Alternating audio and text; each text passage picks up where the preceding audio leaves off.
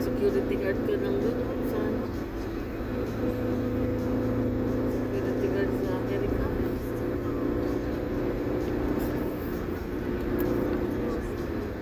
Ano ba trabaho na mga tropa mo doon? Ah, PT. ano yun? Physical therapy. PT pala yan.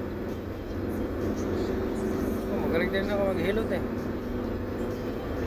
Kaso mga babae ang customer, seselos ka na. Siyempre hindi babae mo. Ano, mga boys. Mga Amerikano pa. Eh kung babae nga nagpilot, ano gagawin mo niyan?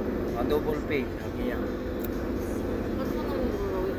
Kapaspasan naman natin. Hindi, yung mga- talagang i-massage yun. Ano ka? Sayuin nga eh, may massage talaga yun.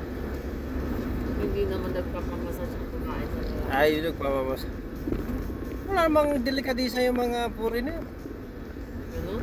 Oo. Ang sayuin nga eh, nagpapamassage tayo mga lalaki.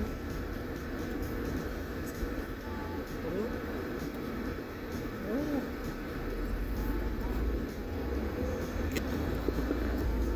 Give me 100,000.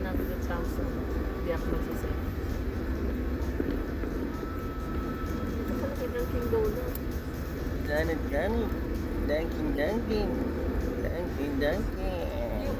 Yumaman na nga ulit yung Dunkin'. Di ba wala na yan? Parang wala na, hindi na pinapansin. Biglang dumami yung ano nila, di ba?